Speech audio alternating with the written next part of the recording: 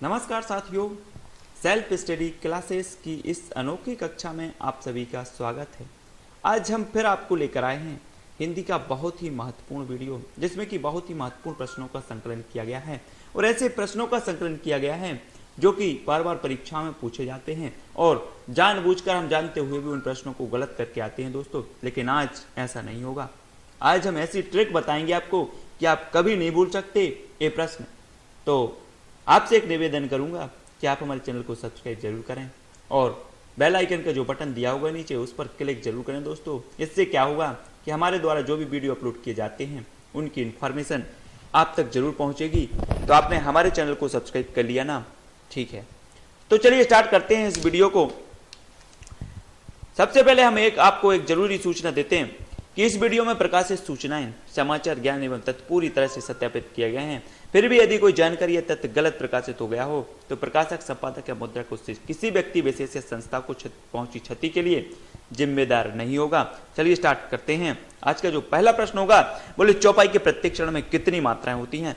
तो आपके सामने विकल्प दिया है, जैसे कि वीडियो के नियमानुसार हम आपको बता दें कि 3 सेकंड का आपको समय दिया जाएगा, उसके बाद हम उत्तर बताएंगे। वो इसलिए किया जाता है दोस्तों कि जब हम आपके सामने विकल्प देंगे तो आपके अंदर एक जिज्ञासा उत्पन्न होगी।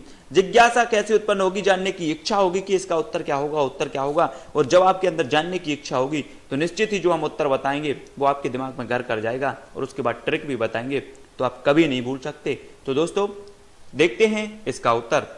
इसका उत्तर हो जाएगा 16। बोले सर 16 कैसे हो गए चौपाई के प्रत्येक चरण में? तो बोले हम याद करवाते हैं। बोले चौपाई मतलब होता है 4 पाई। 4 मतलब होता है, बोले 4 का स्क्वायर कर दो। बोले 4 का स्क्वायर कर दिया, बोले 4 चौको 16 हो गया सर। बोले चौपाई के प्रत्येक चरण में क्या हो जाएगा? बोले 16। बोले सर हो गया 16। चौपाई के प्रत्येक चरण में कितनी मात्रा हो गई? बोले 16 हो गई। बोले क्या किया? बोले चौपाई मतलब 4 को मैंने स्क्वायर कर दिया, बोले तो कितना हो गया? 16 हो गया। तो चौपाई के प्रत्येक क्षण में कितनी मात्रा होंगी? बोले 16 होगी। इस प्रकार से याद करेंगे। नेक्स्ट होगा, बोले छंद कितने प्रकार के होते हैं? तो 3 सेकंड का आपके पास समय है, आप अपने उत्तर का चयन करें। चलिए देखते हैं इसका उत्तर। इसका उत्तर हो जाएगा 3। छंद कितने प्रकार के होते हैं? बोले 3 प्रकार के होते हैं। आपको पता होगा 2 प्रकार के, लेकिन 3 प्रकार के छंद होते हैं दोस्तों। तो अब इसको कैसे याद किया जाए सर? बोले छंद लिखो जरा। छंद लिखा मैंने, छा ऊपर बिंदी और दा। बोले तीनों को मिलाकर कितने हो गए? बोले सर 3 हो गए। 1 मात्रा 2 वर्ण, तीनों को मिलाए तो 3 हो गए। तो बोले छंद कितने प्रकार के होंगे? बोले 3 प्रकार के ही होंगे। इस प्रकार से याद करेंगे। नेक्स्ट बोले कनक कनकते सौगुनी मादकता अधिकाय में कौन सा अलंकार है? आपके सामने विकल्प हैं, आप अपने उत्तर का चयन करें।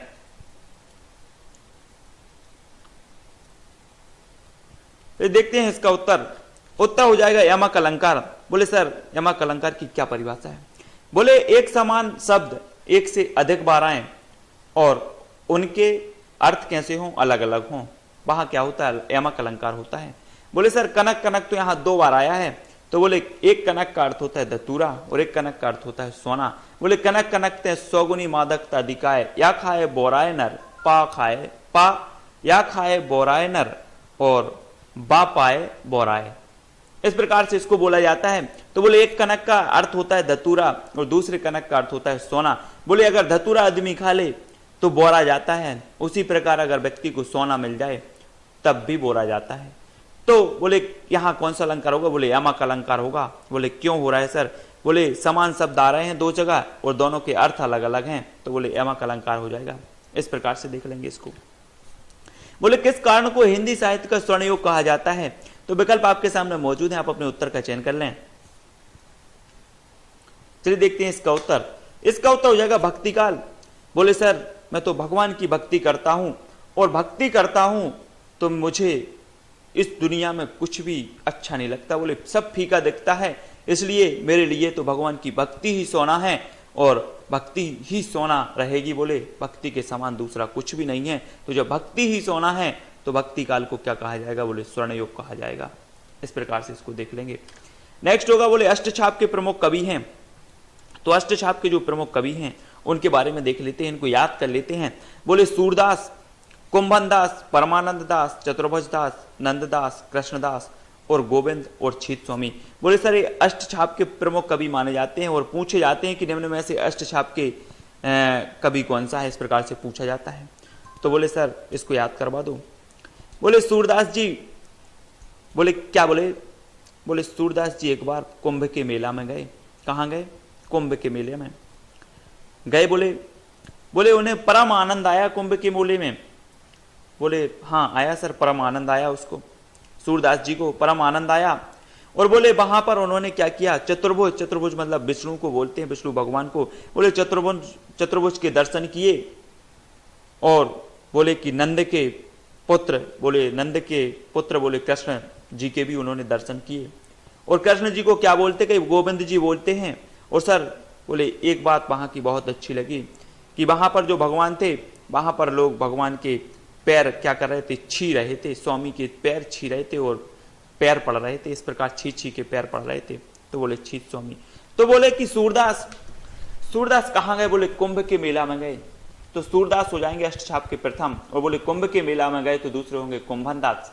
और बोले सर वहां पर परमानंद आया, तो बोले परमानंद दास भी हो जाएंगे अष्टछाप के कवि। और बोले सर वहां पर जो है चतुर्भुज भगवान के जो है हमने दर्शन किए, तो बोले चतुर्भुज दास हो जाएंगे।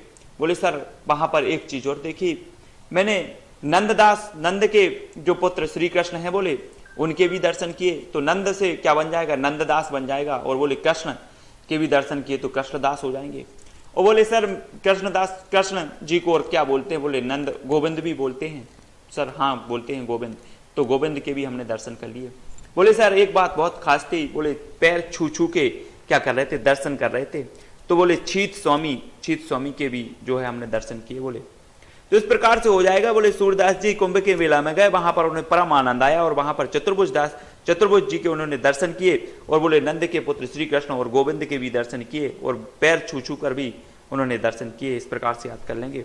तो सूरदास हो जाएंगे कुंभन दास, परमानंद दास, चतुर्भुज दास, नंददास, कृष्णदास और गोविंद और छित स्वामी हो जाएंगे। इस प्रकार से इसको याद कर लेंगे। दोस्तों हम आपको बता दें कि यहाँ पर जो भी ट्रिक बताई जा रही है उसका वास्तविकता से कोई लेना देना नहीं है और मेरा किसी के भावनाओं को ठेस पहुंचाना बिल्कुल भी नहीं है। दोस्तों यहाँ तो सिर्फ हम ट्रिक से याद कर रहे हैं और अगर आपको बात कहीं खराब लग जाए तो उसके लिए मैं क्षमा याचना चाहता हूं। देखते हैं नेक्स्ट क्वेश्चन। नेक्स्ट होगा बोले रूप मंजरी किसकी रचना है? तो विकल्प आपके सामने 4 मौजूद है, आप अपने उत्तर का चयन करें। चलिए देखते हैं इसका उत्तर। इसका उत्तर हो जाएगा नंददास। बोले रूप मंजरी किसकी रचना है? बोले नंददास। बोले जब किसी की शादी होती है और बहू जाती है घर पे, बोले नंद कैसी है? बोले नंद का रूप तो बहुत अच्छा है। रूप कैसा है? बोले नंद का। बोले नंद का रूप बहुत अच्छा है। तो रूप मंजरी किसकी रचना होगी? बोले नंददास की होगी। तो रूप मंजरी किसकी रचना है? नंददास की है। याद हो गया ना? हो गया। देखते हैं बोले तुलसीदास की प्रमुख रचनाएं कौन सी हैं, तो इनको भी देख लेंगे। तुलसीदास की रचनाएं कौन कौन सी हैं, तो हम इनको याद करते हैं। तुलसीदास जी की प्रमुख जो रचना है, बोले सबसे पहले भक्तमाल। तो तुलसीदास जी किसके भक्त थे, जरा आप हमें बताएं। बोले राम जी के भक्त थे। बोले एक दिन क्या हुआ कि तुलसीदास जी राम के क्या थे? भक्त थे। और बोले उनको एक दिन राम, लला और जानकी, बोले राम और लक्ष्मण और जानकी के क्या हो गए? बोले दर्शन हो गए। तो राम के दर्शन हुए तो राम लला नहचू, जानकी के दर्शन हुए तो बोले जानकी मंगल। तो इस प्रकार से बोले दर्शन हो गए उनको। किसको? तुलसीदास जी को। और तुलसीदास जी भक्त थे राम के, और राम और जानकी के क्या हो गए? इन्हें दर्शन हो गए। और बोले राम जी बोले, उन्होंने क्या की? बोले मुझसे प्रश्न किए। किसने किए? बोले राम ने प्रश्न किए। तो रामज्ञा प्रश्नावली। बोले क्या प्रश्न किए? बोले बेटा तूने बार बार रामायण पढ़ी है? बोले हाँ पढ़ी है। तो बार बार रामायण पढ़ी मतलब बारहवीं रामायण हो जाएगी इनकी। बोले हाँ मैंने पढ़ी है बार बार रामायण, इसलिए तो मैंने रामचरितमानस की रचना कर दी। बोले अच्छा? बोले हाँ रामचरितमानस हो जाएगी इनकी। बोले और रामचरितमानस की रचना की, उसमें मैंने दोहे भी सम्मिलित किए, बहुत सारे दोहे लिखे, तो बोले दोहावली भी इनकी हो जाएगी। और बोले मैंने विनय पूर्वक गीतावली भी लिखी है। बोले विनय पूर्वक मैंने गीतावली लिखी, तो विनय पत्रिका हो जाएगी और इनकी गीतावली हो जाएगी। तो इसको ऐसे याद कर लेंगे। बोले भक्त तुलसीदास भक्त थे किसके? बोले राम के। तो बोले राम इनको एक दिन मिल गए, राम और जानकी इनको एक दिन मिले और उन्होंने राम ने प्रश्न पूछे, प्रश्नावली, तो रामज्ञा प्रश्नावली इससे हो जाएगी। बोले राम भगवान बोले तुलसीदास जी तुमने बार बार रामायण पढ़ी है, बोले हाँ पढ़ी है, मैंने बार बार रामायण पढ़ी है, तो बरबे रामायण हो जाएगी। बोले हाँ, इसलिए तो मैंने रामचरितमानस की रचना कर दी, तो रामचरितमानस हो जाएगी। और बोले उसमें बहुत सारे दोहों का मैंने संकलन किया है, तो दोहावली हो जाएगी। वो बोले मैंने आपके गीत गाए हैं, वो भी विनय पूर्वक गाए हैं, तो विनय पत्रिका और गीतावली भी इनकी रचना हो जाएगी। तो दोस्तों इस प्रकार से याद कर लेंगे। बोले तुलसीदास भक्त हैं, है ना, तो इस प्रकार से याद हो जाएगी। नेक्स्ट देखें, नेक्स्ट हो जाएगा बोले छायावाद के प्रमुख कवि कौन से हैं। तो देखते हैं छायावाद के प्रमुख कवियों के बारे में। बोले छाया किसकी है तुम्हारे ऊपर। जब आप दोस्तों सुबह उठते हो तो सर्वप्रथम आपके ऊपर किसकी छाया पड़ती है। बोले सूर्य देवता की पड़ती है मेरे ऊपर। आप खुद सुबह उठते होंगे, जो भी वीडियो देख रहे हैं वो अपने ऊपर थोड़ा सा लें। बोले हम सुबह उठते हैं सर, और बोले सूर्य की छाया पड़ती है। तो बोले छायावाद के प्रमुख कवि सबसे पहले कवि कौन। बोले सूर्यकांत त्रिपाठी निराला हो जाएंगे। बोले सूर्य की छाया पड़ती है, सूर्यकांत त्रिपाठी निराला। और बोले उदय होता है सूर्य का, और बोले उदय होता है तो उदय शंकर भट्ट। बोले सूर्य का उदय होता है तो उदय शंकर भट्ट। और बोले सर मेरे ऊपर तो शंकर जी की विशेष कृपा है, विशेष छाया है मेरे ऊपर शंकर जी की, तो जयशंकर प्रसाद जी हो जाएंगे छायावाद के प्रमुख कवि। बोले सर और जब मैं उठता हूं सूर्य की छाया पड़ती है और शंकर जी का नाम लेता हूं, उसके बाद नहा धो के मैं महादेवी के ऊपर क्या करने जाता हूं। बोले जल ढालने जाता हूं, महादेवी की पूजन करता हूं। और बोले महादेवी के साथ साथ मैं राम की भी पूजा करता हूं। किसकी पूजा करता हूं। बोले राम की भी पूजा करता हूं। तो और बोले फिर मैं अपने अच्छे मित्रों के साथ क्या करता हूं, घूमने जाता हूं। ये आपकी कहानी हो गई। बोले सर सूर्य की छाया सबसे पहले जब मैं उठता हूं तो पड़ता है तो सूर्यकांत त्रिपाठी निराला। और बोले सर जब सूर्य का उदय होता है और उदय के साथ ही शंकर भगवान का भी आशीर्वाद मिलने लगता है, तो बोले उदय शंकर भट्ट और जयशंकर प्रसाद की भी विशेष छाया हमारे ऊपर है। और बोले महादेवी की मैं पूजा करता हूं तो महादेवी वर्मा, और बोले राम की भी पूजा करता हूं तो राम कुमार वर्मा छायावाद के हो जाएंगे। और बोले फिर उसके बाद मैं अपने अच्छे मित्रों के साथ बोले मैं घूमने जाता हूं। तो अच्छे मतलब होता है सुमित्रा। बोले सु मतलब अच्छे, मित्र मतलब होता है मित्रा। मित्रा मतलब मित्र हो जाएंगे, तो अच्छे मित्रों के साथ क्या करने जाता हूं, घूमने जाता हूं। इस प्रकार से छायावाद के प्रमुख जो कवि हैं उनको याद कर लेंगे, याद हो जाएगा। नेक्स्ट होगा बोले रानी केतकी की कहानी किसकी है, रचना है। तो आपके सामने विकल्प है, 3 सेकंड का भी आपके पास समय है, देख लें। देखते हैं इसका उत्तर। इसका उत्तर होगा इंशाअल्लाह खां। बोले रानी केतकी की कहानी। बोले रानी केतकी की कहानी इंसा ही नहीं, बोले अल्लाह ने भी बोले रानी केतकी की कहानी सुन ली। बोले इंसानों ने तो सुनी, बोले अल्लाह ने भी सुन ली। तो रानी केतकी की कहानी किसकी रचना हो गई। बोले इंशाअल्लाह खां की होगी। इंसानों ने भी सुनी और अल्लाह ने भी सुनी रानी केतकी की कहानी। तो रानी केतकी की कहानी किसकी होगी, इंशाअल्लाह खां की होगी। इस प्रकार से याद कर लेंगे। नेक्स्ट होगा बोले समाचार सुधावर्षण पत्रिका के संपादक कौन थे। 4 विकल्प आपके सामने हैं, आप उत्तर का चयन करें। चलिए देखते हैं इसका उत्तर। इसका उत्तर हो जाएगा श्याम सुंदर सेन। बोले समाचार सुधा वर्षण, सुधा मतलब होता है अमृत। और बोले अगर समाचार में सुधा बरसने लगे तो क्या हो जाएगा, बड़े सुंदर हो जाएंगे। बोले श्याम जैसे सुंदर हो जाएंगे समाचार भी। तो समाचारों में क्या बरसना होगा, बोले सुधा बरसना। सुधा मतलब अमृत, अमृत अगर बरसने लगी तो क्या हो जाएगी, बोले श्याम जैसे सुंदर हो जाएंगे। तो सुधा बरसेगी तो सुंदर जरूर होंगे। इस प्रकार से सुधा वर्षण के कौन होंगे संपादक, बोले श्याम सुंदर सेन। नेक्स्ट रीतिवाद के प्रवर्तक कौन हैं। तो आपके सामने विकल्प है, आप अपने उत्तर का चयन करें। तो देखते हैं इसका उत्तर। इसका उत्तर हो जाएगा केशवदास। हमने कल बताया था कि रीतिकाल की प्रमुख विशेषता श्रृंगारिकता होती है। तो उसी प्रकार बोले रीतिवाद के प्रवर्तक कौन है। बोले सर मैं रीति से श्रृंगार करता हूं, पहले नहाता हूं फिर उसके बाद क्या करता हूं, आगे के श्रृंगार करता हूं। तो बोले रीतिवाद, रीति बोले श्रृंगार करते हैं। रीति का नहा के बाद केसों में क्या डालता हूं, बाल डालता हूं। केस मतलब होता है बाल। बोले केसों में तेल डालता हूं, उसी प्रकार फिर पाउडर लगाता हूं। तो रीतिवाद के प्रवर्तक कौन, बोले केशवदास होंगे, क्योंकि मैं रीति से क्या करता हूं, अपने केसों को क्या करता हूं, बाल डालता हूं, तेल डालता हूं। इस प्रकार से हो जाएगा। तो रीतिवाद के केशवदास। बोले रीति मतलब केस, है ना, इस प्रकार से हो जाएगा। और नेक्स्ट क्वेश्चन जो होगा वो होगा बोले सर प्रयोगवाद के प्रवर्तक कौन है। तो आपके सामने विकल्प है, आप अपने उत्तर का चयन करें।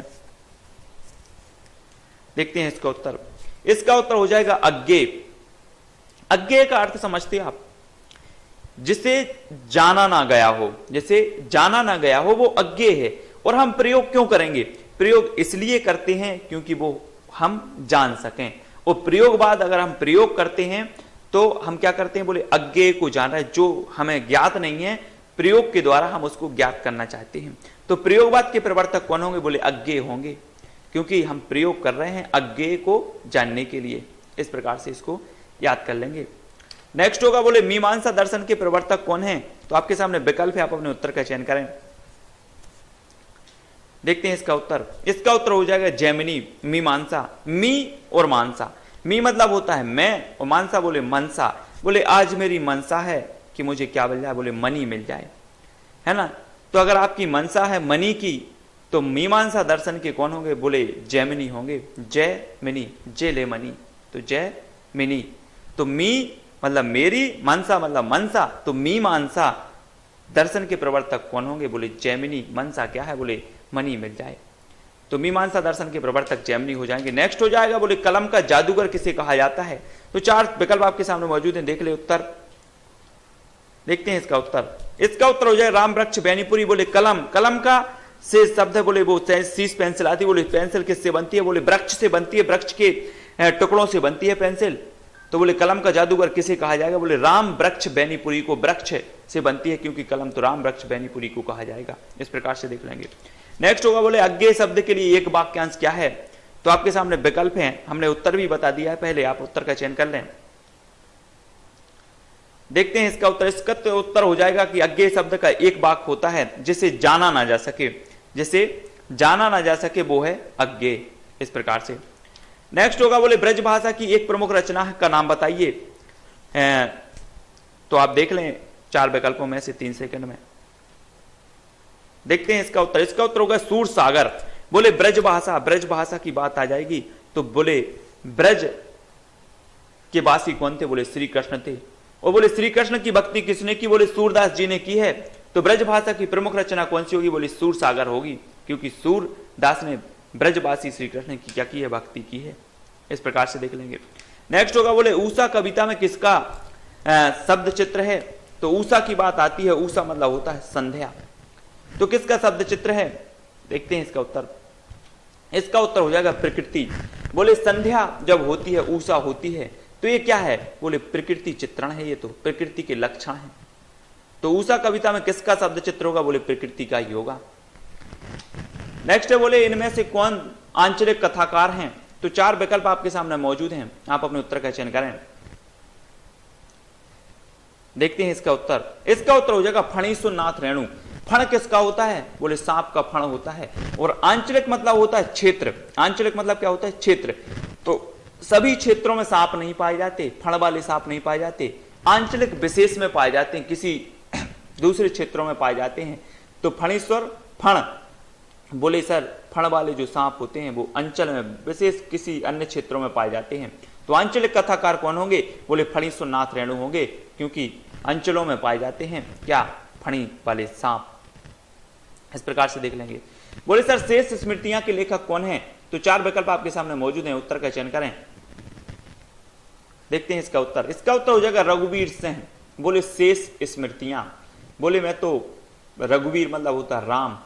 बोले राम का मैं तो क्या करता हूं? स्मरण करता हूं, मैंने रोज राम का स्मरण करता हूं, उनकी जो स्मृतियों को याद करता हूं। तो शेष स्मृतियां के लेखक कौन होंगे? बोले रघुवीर सिंह होंगे, क्योंकि रघुवीर को राम भी कहा जाता है। तो शेष स्मृतियां के लेखक रघुवीर सिंह। नेक्स्ट हो जाएगा बोले अकाल में सारस किसकी रचना है? तो आपके सामने 4 विकल्प हैं, उत्तर का चयन कर लें। देखते हैं इसका उत्तर। इसका उत्तर हो जाएगा शिव मंगल सिंह सुमन। अगर आपके जो शहर है उसमें अकाल पड़ जाए तो आप किसको याद करोगे? बोले मैं तो शिव के पास जा रहा हूं, शिव भगवान की पूजा करूंगा कि भगवान मेरे इस अकाल को दूर कर दो। तो अकाल जब पड़ेगा तो आप शिव के पास जाएंगे। तो शिव मंगल सिंह सुमन अकाल में सारस इनकी रचना होगी। बोले अकाल मतलब मैं शिव के पास जाऊंगा, तो शिव मंगल सिंह सुमन। और क्या चढ़ाऊंगा? सुमन चढ़ाऊंगा, पुष्प चढ़ाऊंगा। इस प्रकार से इसको देख लेंगे दोस्तों। नेक्स्ट है कि ब्राह्मण किसकी रचना है? तो ब्राह्मण की जब भी बात आ गई तो 4 विकल्प आपके सामने मौजूद हैं, उत्तर का चयन करें।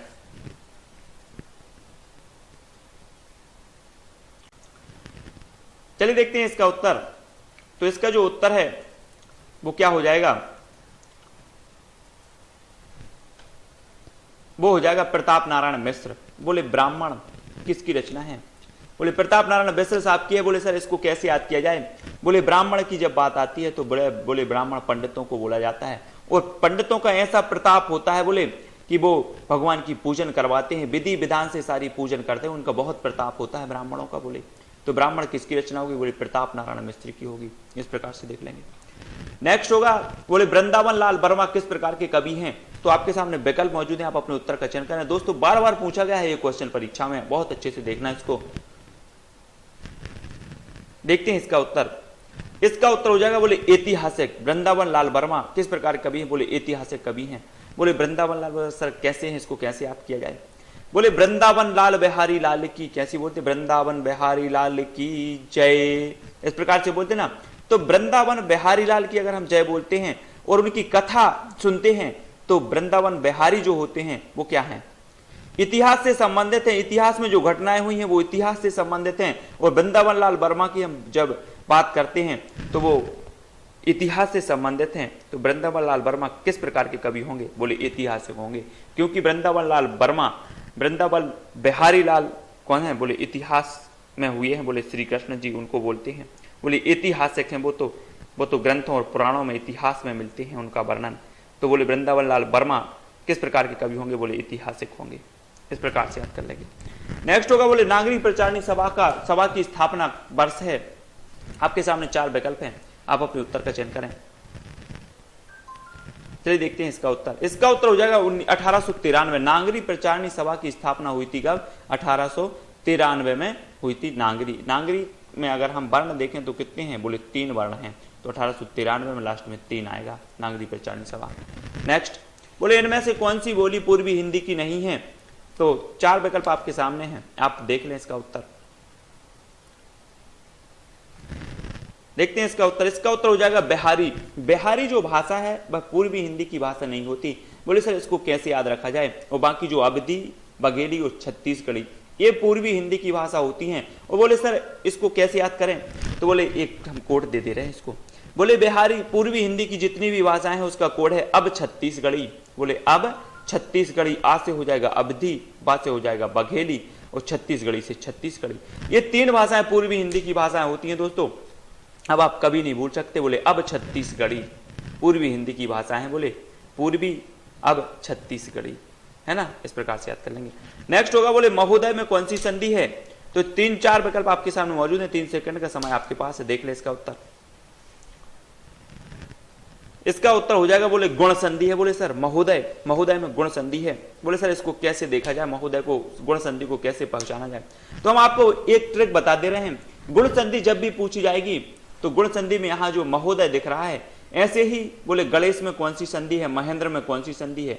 तो गणेश में 1 मात्रा आ रही और महोदय में भी 1 मात्रा आ रही। बोले 2 है, ऐसे कहां हो रही? 1 मात्रा आ रही ना। आई और औ की अगर मात्रा होती तो वो 2 कहलाती, ओ की और ए की मात्रा जो है वो 1 मात्रा कहलाती है। तो बोले जहां भी 1 मात्रा होगी, जिस शब्द में 1 मात्रा होगी वहां पर गुण स्वर संधि होगी। जैसे गणेश, महेंद्र, इनमें सब में क्या है? बोले गुण स्वर संधि है सर। इस प्रकार से देख लेंगे। बोले 1 मात्रा जहां होगी शब्द में वहां गुण स्वर संधि होगी। ट्रिक है दोस्तों, देख लेना आप आजमा के। नेक्स्ट होगा बोले अंधा योग किसकी रचना है? तो 4 विकल्प आपके सामने मौजूद है, उत्तर का चयन करें। देखते हैं इसका उत्तर। इसका उत्तर हो जाएगा धर्मवीर भारती। बोले अंधा योग, बोले अंधकार में डूबे हैं, जब भी आप धर्म के पास आओगे तो आपके पास प्रकाश ही प्रकाश हो जाएगा। अगर आप अंधे में डूबे हुए हैं, अंधकार में डूबे हैं, तो धर्म के पास आइए। धर्म के पास जैसे ही आओगे तो बोले उजेला ही उजेला हो जाओ, उज्जवल हो जाओगे। तो धर्मवीर भारती, अंधा योग किसकी रचना होगी? बोले धर्मवीर भारती की होगी। इस प्रकार से याद। बोले अंधा योग, बोले धर्म के पास आओ। बोले अंधा, बोले हाँ धर्म के पास आइए। इस प्रकार से हो जाएंगे। नेक्स्ट बोले अनुमतिवाद। यहां पर क्या हो जाएगा? अनुमतिवाद है जी क्या लिखा है? अनुमतिवाद लिखा है। बोले अनुमतिवाद के प्रवर्तक हैं। तो आपके सामने 4 विकल्प हैं, आप अपने उत्तर का चयन करें। देखते हैं इसका उत्तर। इसका उत्तर हो जाएगा संकोक। बोले मैं सर अनुमति, बोले अगर आप मंदिर जाओगे और बोले कि हमें शंख बजाना है, तो क्या आप शंख जो बजाओगे वो बिना अनुमति के बजाओगे? नहीं बजाओगे, क्योंकि शंख बजाने के लिए आपको क्या करना पड़ेगा? अनुमति लेना पड़ेगा पंडित जी से। तो अनुमतिवाद के प्रवर्तक कौन होंगे? बोले शंकोक होंगे। बोले सर हाँ ये तो सही बात है, बोले शंख बजाना है तो अनुमति लेना पड़ेगा, तो अनुमतिवाद के जो प्रवर्तक होंगे बोले शंकोक होंगे। इस प्रकार से देख लेंगे। नेक्स्ट होगा बोले किंसुक कुसुम जानकर झपटा, भौरा सुख की लाल चोंच पर, तोते ने चोंच चलाई, जामुन का फल उसे समझकर। में कौन सा अलंकार है? 3 सेकंड का समय आपके पास, देख लें। चलिए देखते हैं इसका उत्तर। इसका उत्तर हो जाएगा भ्रांतिमान अलंकार। बोले किंसुक कुसुम जानकर झपटा, जो किंसुक कुसुम जानकर झपटा, भौरा सुख की लाल चोंच पर। जो भौरा है वह जो तोता की लाल चोंच होती है ना तोते की, तो भौरा ने समझा कि ये काय का फूल है। बोले एक किंसुक, बोले किंसुक जानते हो ना, किंसुक का फूल होता है, बोले ये किंसुक का फूल है। तोते की चोंच को उसने किंसुक का फूल समझा और भौरा उस फूल समझकर उसको क्या हो रहा है, उसकी चोंच पर झपटा, और तोते ने समझा कि ये जामुन का फल है। क्या है? जामुन का फल है। तो तोते ने भी चोंच जलाई, क्या? जामुन का फल उसे समझकर। तो यहां पर देखो भौरे को भी भ्रांति हो गई और तोते को भी भ्रांति हो गई। तोते ने समझा कि ये जामुन का फल है और भौरे ने समझा कि ये किंसुक का क्या है, कुसुम है। तो भौरा को भी पूरी भ्रांति हो गई और तोते को भी भ्रांति हो गई। तो यहां पर कौन सा अलंकार होगा? बोले भ्रांतिमान अलंकार होगा। अब बात करें बोले संदेह अलंकार। संदेह अलंकार वहां होता है कि जहां पर संदेह बना रहता है। बोले नारी बीच सारी है कि सारी बीच नारी है, नारी ही की सारी है कि सारी ही की नारी है। इस प्रकार से यहां पर जो है संदेह बना है कि नारी बीच सारी है कि सारी बीच नारी, मतलब यहां जो स्रोत देखने वाला है उसके मन में संदेह बना हुआ है कि नारी है कि सारी है। इस प्रकार से कि नारी की ही साड़ी है, इस प्रकार से उसके मन में संदेह बना होता है। जहां संदेह बना है वहां पर संदेह अलंकार होता है, और जहां पर पूरा भ्रम हो गया है कि नहीं वो तो वो ही चीज है, तो वहां भ्रांतिमान अलंकार होगा। बोले अन्योक्ति। अन्योक्ति, अन्योक्ति को भी हम याद करवा दे रहे। बोले कि आपका घर है और आपका एक पड़ोसी का घर है, और एक कौवा आकर बैठ जाता है वहीं आपके सामने, एक पेड़ लगा है घर के सामने, उस पर बैठ जाता है, और उस कौवे के समान काला ही आपके पड़ोसी है। बोले काला भी पड़ोसी है और कौवा भी काला है। तो आप उस कौवे को देखकर उस कौवे को कोस रहे हो, लेकिन आप बोल वास्तविकता क्या है? उस पड़ोसी को कोस रहे हो। कौवे का सहारा लेकर पड़ोसी पर वार कर रहे हो, वो होगा अन्योक्ति अलंकार। बोले एक काला कौवा कहां से आ गया साला यहां पर, इस प्रकार से जो बोला, तो आप काला कौवा का सहारा लेकर और पड़ोसी से बोल रहे हो। तो इस प्रकार से अन्न के लिए जो उक्ति होती है वो अन्योक्ति अलंकार कहलाता है। मतलब किसी का सहारा लेकर किसी के लिए बात कही जाए वहां अन्योक्ति अलंकार हो जाएगा। इस प्रकार से देख लेंगे। नेक्स्ट होगा बोले ब्रज भाषा कहां बोली जाती है। आपके सामने 4 विकल्प मौजूद हैं, देख लें इसका उत्तर। देखते हैं इसका उत्तर। इसका उत्तर हो जाएगा मथुरा वृंदावन में। बोले ब्रज भाषा, बोले मथुरा वृंदावन जाएंगे, बोले वहीं पर ब्रजवासी हैं, तो मथुरा वृंदावन में ब्रजवासी हैं रहे, तो मथुरा वृंदावन में ही क्या हो जाएगा, ब्रज भाषा बोली जाएगी। सरल है। नेक्स्ट है बोले मतवाला पत्रिका के संपादक कौन थे। दोस्तों हम जो पत्रिकाएं जितनी हिंदी की हैं बहुत अच्छे से आपको ट्रिक के माध्यम से समझाएंगे। अगले जो वीडियो होंगे उनमें बहुत अच्छे से सारे याद हो जाएंगे आपको। मतवाला पत्रिका के संपादक कौन थे, तो 4 विकल्प आपके सामने मौजूद, उत्तर का चयन करें। चलिए देखते हैं इसका उत्तर। इसका उत्तर हो जाएगा निराला। बोले मतवाला को निराला भी, बोले मतवाला है वो तो निराला है सबसे, मतवाला निराला ही होगा। तो इस प्रकार से याद कर लेंगे, बोले मतवाला है निराला है। नेक्स्ट है बोले सीढ़ियों पर धूप में किसकी रचना है। तो आपके सामने विकल्प है, आप अपने उत्तर का चयन करें। देखते हैं इसका उत्तर। इसका उत्तर होगा रघुवीर सहाय। बोले सर याद करें कैसे करें। बोले सीढ़ियों पर धूप में बैठे थे। बोले बेटा सीढ़ियों पर धूप में क्यों बैठे हो। बोले मैं तो बैठा हूं, मेरे तो रघुवीर सहायता करते हैं। तो सीढ़ियों पर धूप में किसकी रचना होगी, बोले रघुवीर सहाय की होगी। नेक्स्ट होगा बोले निम्न में से बिहारी हिंदी की भाषा है। तो बोले आपके सामने विकल्प है, देखते हैं इसका उत्तर। इसका उत्तर हो जाएगा खड़ी बोली। बिहारी हिंदी की जो भाषा है, भाषा नहीं है वो नहीं है खड़ी बोली, और जो मगही, मैथिली, भोजपुरी जो है वो क्या है, वो क्या है, बिहारी हिंदी की भाषा है। इसका कोड होगा मामा, बिहारी मामा भी। तो बिहारी से बिहारी, माँ से मगही, मैथिली और भोजपुरी, इस प्रकार से इसको याद कर लेंगे। दोस्तों अगर आपने हमारे चैनल को सब्सक्राइब नहीं किया है तो हमारे चैनल को सब्सक्राइब करें और आपको ये वीडियो कैसा लगा आप हमें ज़रूर बताएं।